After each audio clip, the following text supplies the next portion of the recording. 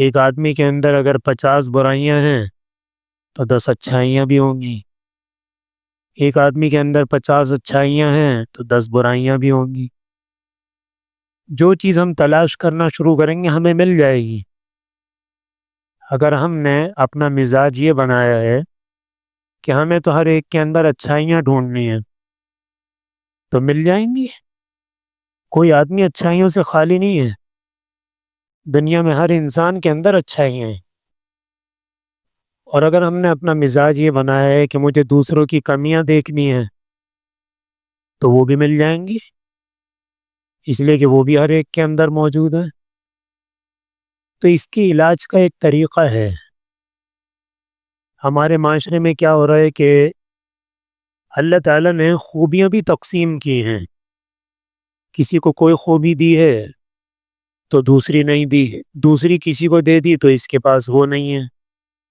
کامل صرف انبیاء علیہ السلام ہوتے ہیں، ان کے پاس تمام قسم کی خوبیاں بیک وقت موجود ہوتی ہیں۔ باقی جو انسان ہے اس میں کچھ ہوگا تو کچھ نہیں ہوگا، دوسری ہوگی تو پہلی مثلا ایک مثال میں اب اس میں ہوتا کیا ہے؟ اس میں ہوتا یہ کہ شیطان ہمیں کس کس طرح سے مارتا ہے۔ شیطان ہر جگہ اپنا حصہ لگا لیتا ہے، وہ کہیں چھوڑتا نہیں ہے، ہر چیز میں وہ اپنا حصہ لگاتا ہے۔ مثال کے طور پہ ایک آدمی پابندی سے نمازیں پڑھتا ہے ماشاءاللہ، اچھا اس کی توجہ والدین کی خدمت کی طرف مثلا نہیں ہے تو یہ اس کی برائی ہے، یہ اس کا عیب ہے، یہ اس کی کمی ہے۔ اس کی نمازوں کے اہتمام سے ہم یہ نہیں کہیں گے کہ نہیں بس یہ آدمی تو اچھا ہے، تو اس کے اندر یہ برائی ہے۔ اچھا اب دوسری طرف ایک آدمی ہے، وہ والدین کی خدمت بہت کرتا ہے، اپنی جان نچھاور کرتا ہے اور 24 گھنٹے بس ان کی خدمت میں ہر وقت مگن ہے، لیکن نماز ایک نہیں پڑھتا۔ اب اس کے پاس وہ خوبی ہے تو یہ خوبی نہیں۔ اب ہوتا کیا ہے کہ جو آدمی نماز پڑھ رہا ہے نا تو دوسرا آدمی جو نماز نہیں پڑھ رہا، مثلا ابھی میں نے صرف 2 کی مثال لی ہے نا، ایک اچھائی ایک برائی، اور اس طرح مثالیں بناتے جائیں۔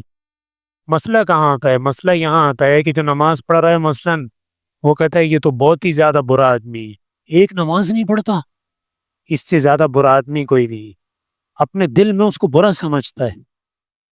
اچھا دوسری طرف ہے وہ والدین کی بڑی خدمت کرتا ہے، نماز ایک نہیں پڑھتا، وہ کہتا ہے کہ یہ سب سے زیادہ بدترین آدمی دنیا کا یہی ہے، دیکھو والدین کی خدمت ہی نہیں کرتا، بس نمازیں پڑھتا رہتا ہے۔ وہ اس کو حقیر سمجھتا ہے، یہ اس کو حقیر سمجھتا ہے۔ تو بھائی اگر آپ کے پاس ایک خوبی ہے تو دوسری آپ کے پاس نہیں ہے، آپ یہ دیکھ لیں آپ اسے کیوں حقیر سمجھ رہے ہیں؟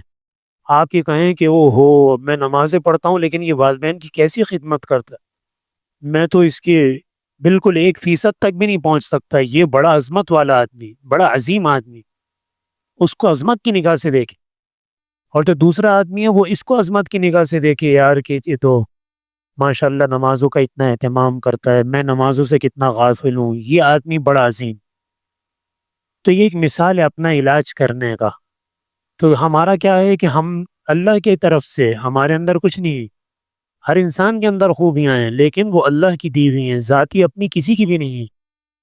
تو جو بھی خوبی اللہ نے ہمیں عطا فرمائی ہے تو اب ہم یہ نہ کریں کہ جس آدمی کے پاس وہ خوبیاں نہیں ہیں اس کو ہم دل میں حقیر جانیں، یہ بات غلط ہے۔ ہم یہ سوچیں کہ جس آدمی کے پاس یہ والی خوبیاں نہیں ہیں جو میرے پاس ہیں، اس کے پاس کچھ ایسی خوبیاں ہیں کہ جن کی ہوا بھی مجھے نہیں لگی، تو وہ تو مجھ سے زیادہ بہت اللہ کے قریب ہے۔